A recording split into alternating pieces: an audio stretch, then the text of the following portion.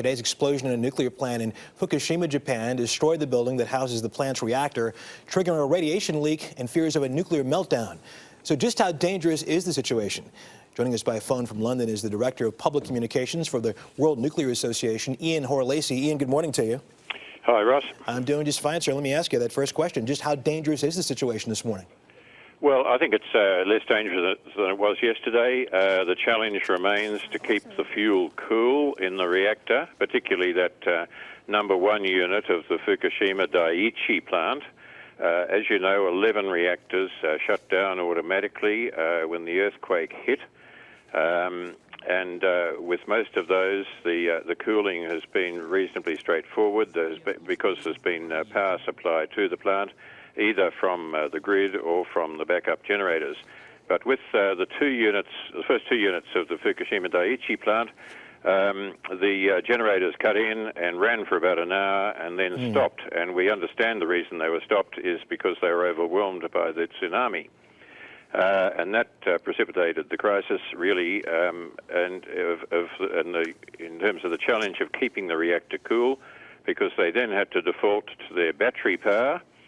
As far as I understand it, that may not have been sufficient to do everything that was fully required. Yeah, Ian, let me ask you this, Ian. Earlier there was a 6-mile radius for evacuation around the plant. I think they've moved that to 12 miles now. From what you know about this, is that an appropriate thing? Oh, well, it's a very conservative thing, and it's obviously the authorities are concerned that there might be a fuel meltdown, or they might have been, at least when they ordered the evacuation.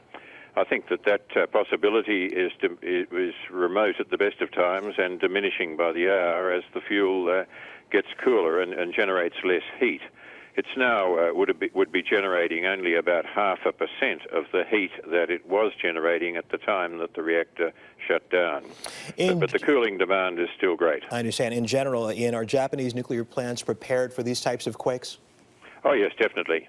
They're all built in the secure knowledge that they'll almost certainly have to endure serious earthquakes during their lifetime.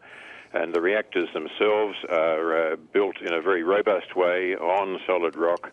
And I think with all the earthquakes that have been in Japan, I don't think any of the basic reactor structures have ever been damaged. Although, of course, all the services around are liable to be damaged. As 3 years ago at Kashiwazaki, Kariwa, it took some time to get those plants back. In fact, 1 or 2 of them still aren't back online because of the damage around them in the main plant area, but not the reactor itself. Ian, very quickly, we've talked to a number of people in Japan this morning, some of them as far away as in Tokyo, 170 miles away from the nuclear reactor, and they are concerned about what's going on. If you could speak to them, what advice would you give to them? Oh, just sit tight and watch. It's really, I mean, that hydrogen explosion this morning, or a few hours ago, this morning London time, was a surprise. But hydrogen is always a factor in any nuclear reactor, but I think that the focus here has been on keeping the things cool. And obviously there was a hydrogen build-up somewhere, and it blew all the cladding off the top of the building. And as you can see from the TV footage. But that was a bit of a diversion. I don't think it's increased the risk of radiation release at all.